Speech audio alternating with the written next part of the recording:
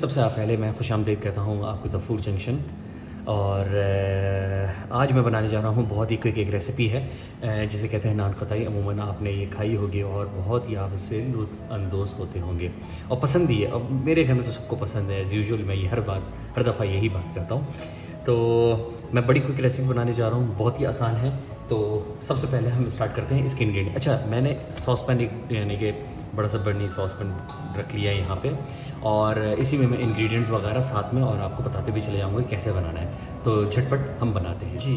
तो cup standard size मैंने use कर रहा हूँ। मुझे एक मेरे दोस्त ने पूछा था ऑनलाइन कि भाई आपके मेजरिंग कप्स क्या होते हैं, किस स्टैंडर्ड के हिसाब से आप लेते हैं, तो हमें बड़ा मसला होता है। तो ये एक स्टैंडर्डाइज्ड है, वर्ल्ड वाइड स्टैंडर्डाइज है कप, तो आपको कहीं भी इजीली से मिल जाएगा। तो 2 कप मेरे पास और पर्पस फ्लावर है या मैदा कह लें आप। हाफ कप मेरे पास बेसन है। अच्छा ठीक। और 1 टीस्पून मेरे पास बेकिंग पाउडर है और 1/4 टीस्पून मेरे पास बेकिंग सोडा है। ये सब स्टैंडर्डाइज्ड है, ठीक है ना। तो मैंने स्ट्रेनर क्यों लिया या छन्नी क्यों लिया, ताकि कोई लम्स इसमें क्रिएट ना हो सके। क्योंकि अमूमन बेसन में या थोड़े पुराने अगर आटा हो जाता तो उसमें लम्स, जैसे ये देखिए आपको लम्स नज़र आएंगे, ये देखिए, तो ये चीज़ ख़त्म हो जाए। वरना नान खताई के अंदर ये जब आता है तो फिर बहुत बुरा लगता है। अच्छा ठीक है, ये हो गया। अब हमने इसमें क्या डालना है? अब हमने इसमें डालना है 1 कप चीनी। बिस्मिल्लाहिर्रहमानिर्रहीम।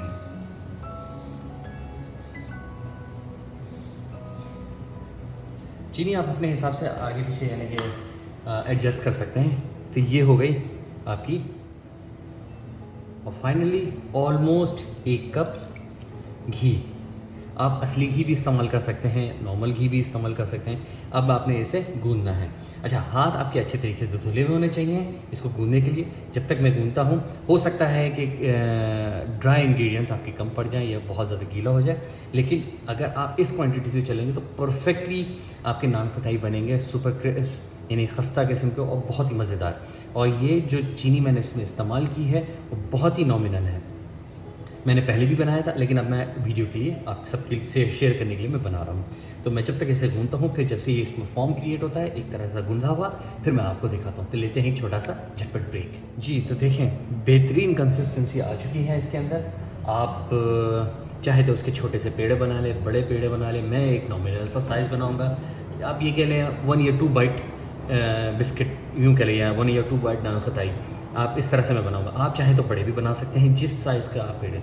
अब इसके अंदर क्या करना है, ये तो आपका तैयार हो गया। मैं इसको रखता हूँ थोड़ी देर के लिए साइड में, और इन द मीन टाइम मैं क्या करता हूँ, बादाम या आलमंड मैं उसको थोड़ा सा चॉप कर लेता हूँ, फाइन चॉप। और आपको टॉप लेयरिंग यानी कि जब इसको पैटी बना के रख लेंगे तो इसके ऊपर आपको अंडा का, या यूँ कह लें कि एग यॉक, अंडे का जो जर्दी होती है उसको फेंट के उस पर ब्रश करना है, ताकि आप उस पर क्रश्ड बादाम उस पर रख सकें। तो ये होगा इसका तरीकाकार। तो जितने देर मैं इसको रखता हूँ और मैं आपको दिखाता हूँ बादाम क्रश करके जी। तो ये मैंने फॉइल कर दिया है। अच्छा, फॉइल करने की ज़रूरत नहीं है। अगर आपके पास पार्चमेंट पेपर या बटर पेपर मौजूद है तो आपने ट्रे पे ये बिछाना है। अच्छा, जो आपका ओवन है, तो ओवन 150 डिग्री सेल्सियस स्केल के ऊपर ऑलमोस्ट 25 से 30 मिनट के अंदर ये पक जाएंगे सारे के सारे, अगर सिंगल लेयर्ड है, यानी कि सिंगल ट्रे रखा है। डबल ट्रे है तो फिर ज़्यादा टाइम लग सकता है। और अगर आप इसको देगची में बनाना चाह रहे हैं तो आप देगची में भी ये बना सकते हैं ईजिली स्टीम के थ्रू। तो ये एक साइज़ हो गया। आपने जैसे मैंने एक सिंपल से एक सिंगल स्कूप लिया है, छोटा सा, ठीक है ना, 2 टेबल स्पून यूँ कहते हैं आप। तो ये मैंने एक साइज़ सिंगल बाइट या 2 बाइट का ये मैंने एक रख लिया।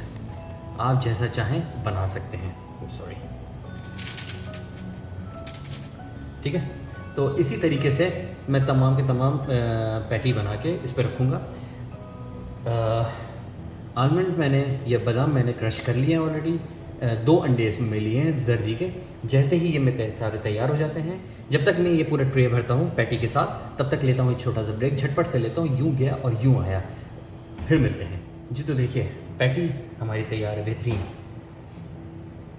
12 पैटीज़ बनी हैं। आप साइज़ के हिसाब से और थिकनेस के हिसाब से ये वेरीज़ कर सकती है। अब हमने क्या करना है, ये सॉरी मेरे हाथ दे दें क्योंकि मैंने अभी पैटी तैयार किया है।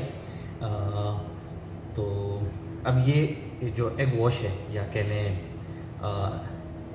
एग योक, ये मैंने इसके ऊपर लगाना है एक नॉर्मल क्वांटिटी, क्योंकि ये एक बेहतरीन सा क्रस्ट क्रिएट करता है आपके नान कढ़ाई में। अच्छा, बेसिकली क्या होता है, हम लोग है ना, मेरा तो जैसे मैंने आपको पहले ही बताया कि मेरी कोशिश होती है कि तमाम की तमाम चीज़ें मैं घर पे बनाऊं। वजह यही है कि भाई बाहर से ज़्यादा घर के खाना हाइजीनिक होता है और हमें पता होता है कि हमने इसमें क्या इस्तेमाल किया है। तो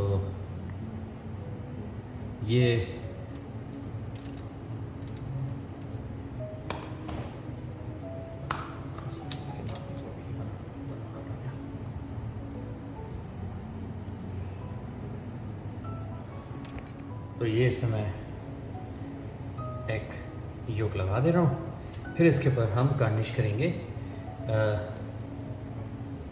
आलमंड का। अच्छा, ज़रूरी नहीं है कि आप बादाम ही इस पर लगाएं, आप जो चाहें या अपनी मर्ज़ी से अखरोट चाहें या पिस्ताशो चाहें या काजू चाहें, कैश्यू, वो आप लगा सकते हैं।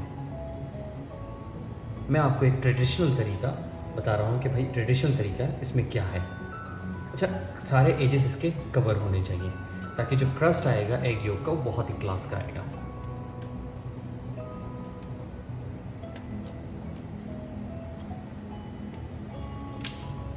ये ऑलमोस्ट हो चुका है।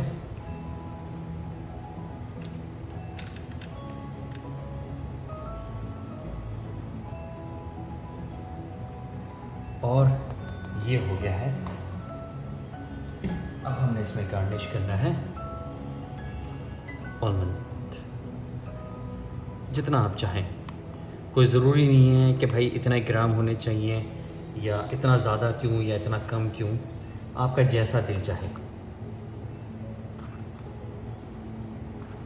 मैं अमूमन ये रेसिपी घर पे बनाता हूँ क्योंकि जैसे ये बनता है वैसे ये ख़त्म भी हो जाता है। ऑलमोस्ट 10 से 12 पीस है ये, बादाम के लिए है मैंने।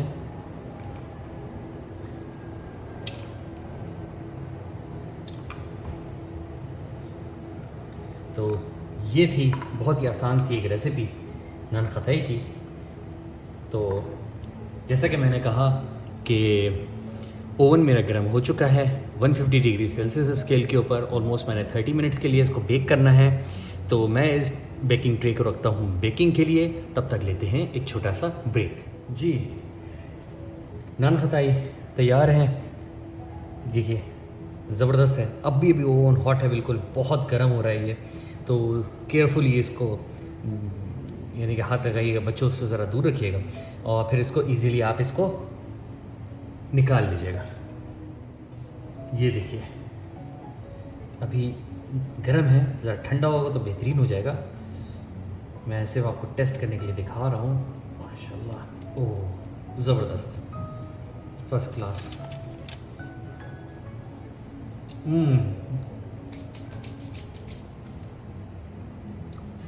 लवली। तो ये रेसिपी थी नान खताई की। तो उम्मीद करता हूँ आपको ये ज़रूर पसंद आई होगी और आप इसे जार में पैक करके रख सकते हैं।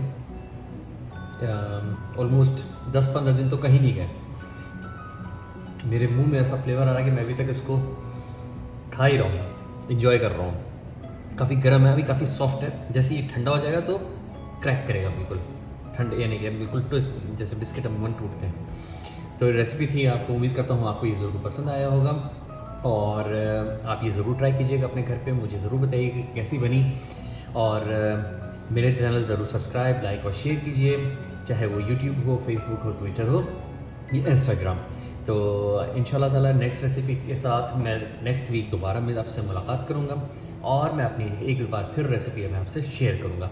तब तक के लिए लेते हैं इजाज़त। इंशाल्लाह ताला फिर आपसे मुलाकात होगी। अल्लाह हाफ़िज़। अस्सलामु अलैकुम वरहमतुल्लाहि वबरकातुहू।